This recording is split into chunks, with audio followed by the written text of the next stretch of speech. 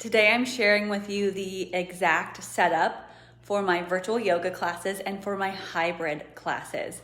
Hybrid being both in-person students and virtual at the same time. And I have been getting questions and helping people through this process. So I thought I would share my exact process.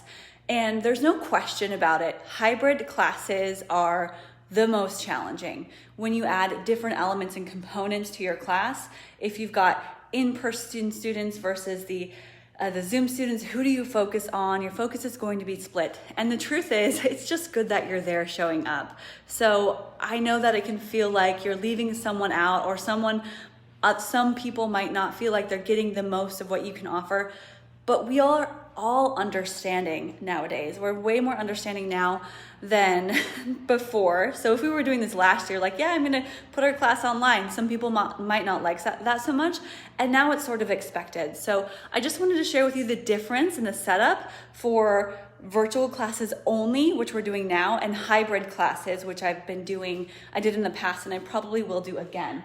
So I own a yoga studio. This is Poulsbo, Washington. It's beautiful outside. Check it out, great day for a video. Got the great lighting. But if I walk into my studio, there's no natural light. So I have some equipment that I'll talk about, and this might help you too, for those of you who are curious about what to use. And you're gonna hear more echo in here as well. I typically use a microphone. So this is my virtual setup only. I've got a big space. I've got 3 box lights. This was a set for $100. Maybe it's on sale today, Black Friday. And then I've got my computer sitting on a bunch of blocks with a chair.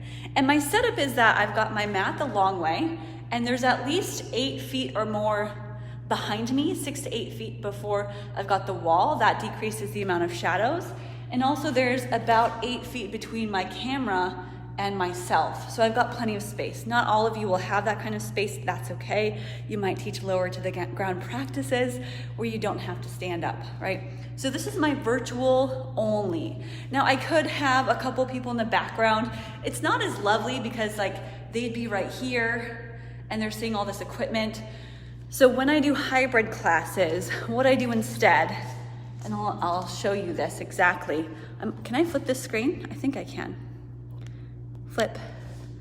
What I do, so check this out. This is my virtual only, and while I'm here, I'll share with you my equipment. So I have a blanket for my knees because I will put my knees down, so I can do all of this. I've got a clock. You want a clock so that you know the time. I've got Zoom up, so I will start my Zoom. Let's just say it's this one. I start it. Hey everyone, start the video. Hey, I'm on Zoom, and this is, you can see the setup here, it looks really nice. I can tilt things if I need to adjust, but I won't record on Zoom. Instead, I go to QuickTime. This is a Mac, and I actually record on QuickTime.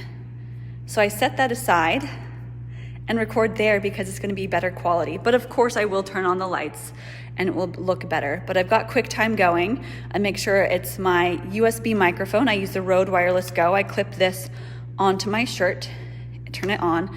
I've got a Logitech C920 webcam.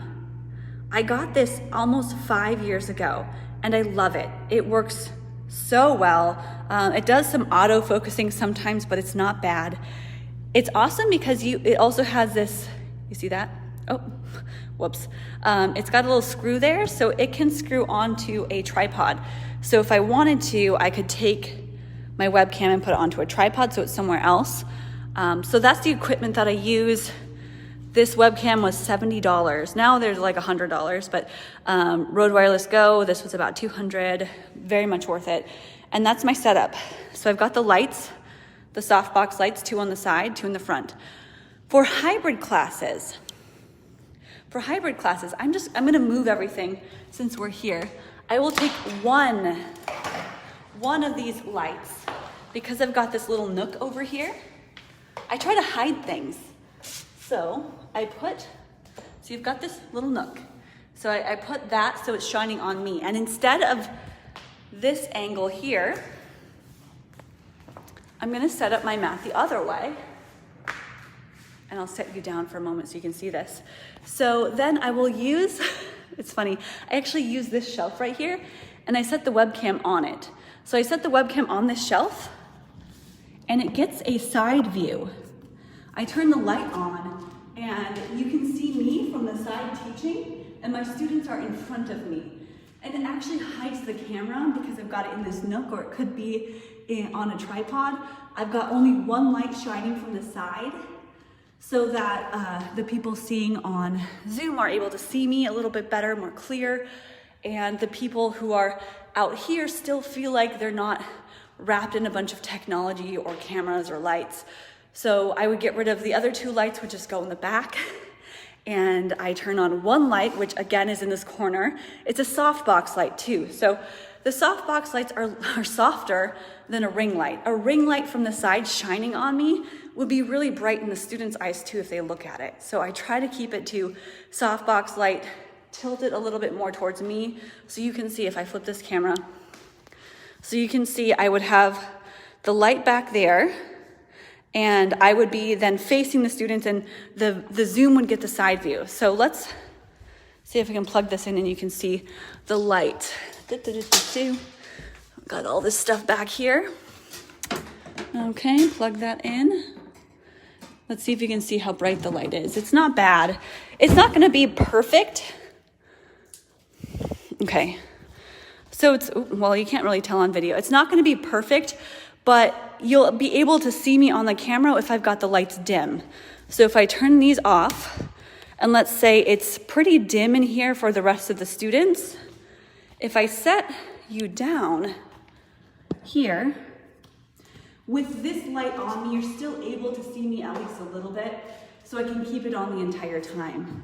Whereas if I turn it off, it gets a lot more dark. So anyway, that's how I've been running hybrid classes, with a light on the side and my camera hidden away from a side view. So again, I'm at the side view, you're seeing me, I'm looking at the students, and I focus mostly on the in-person students, whereas the camera becomes secondary. When I'm doing a full virtual class from here, when I've got it set up in the middle, then I focus on the camera, the students on Zoom. If I've got people in the background, they know that they are the background.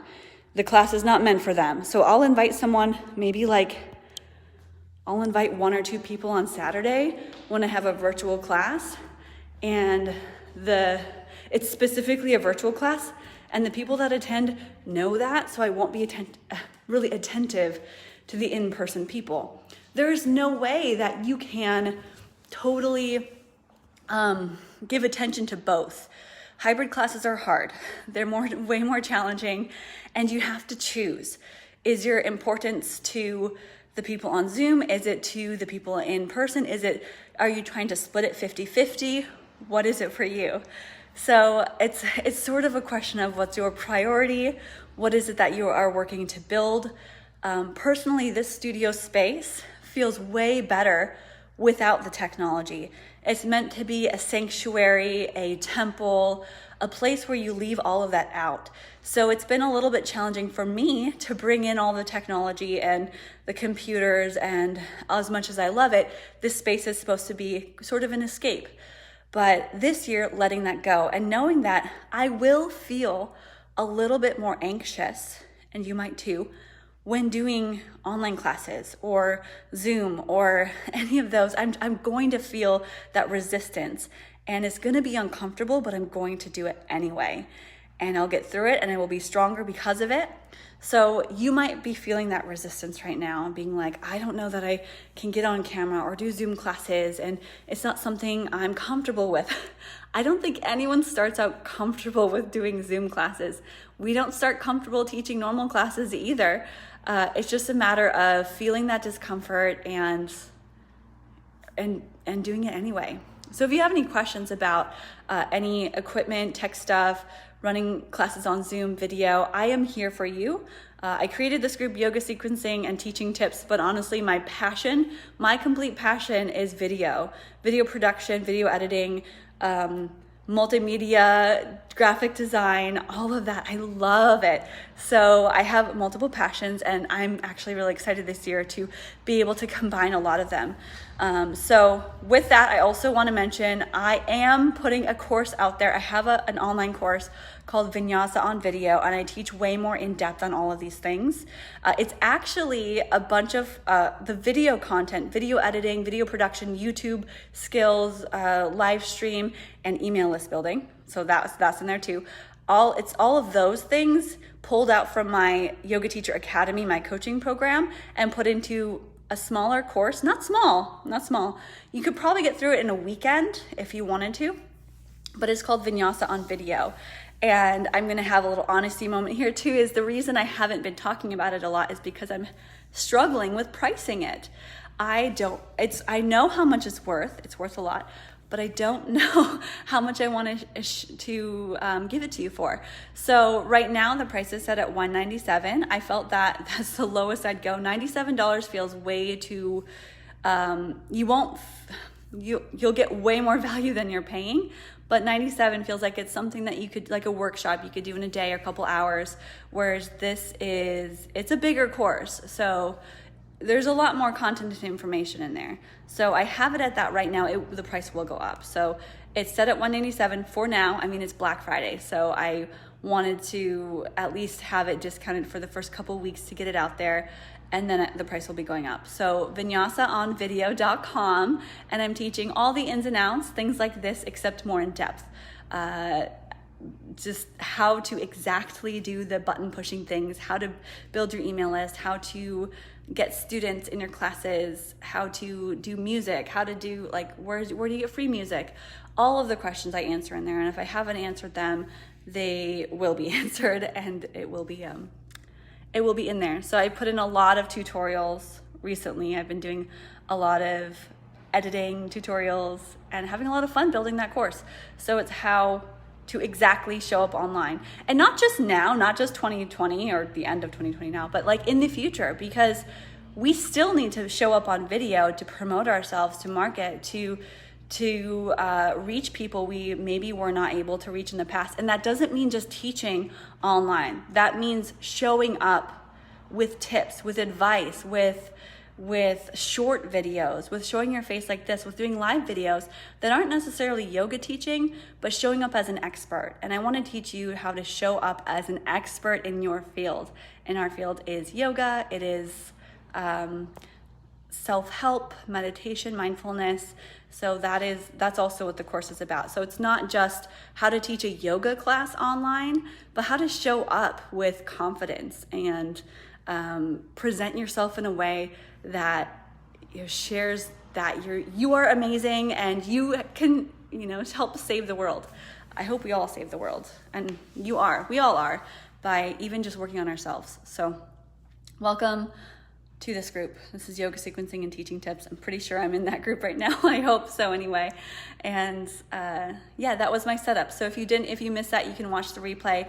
I talked about just the difference between my Zoom setup, where I just do virtual classes and recording and filming, versus if I'm doing a hybrid class. So it's a little bit different. I shift things depending on my focus. If my focus is on the online students, I set up differently than if my focus is mainly on the in-person students.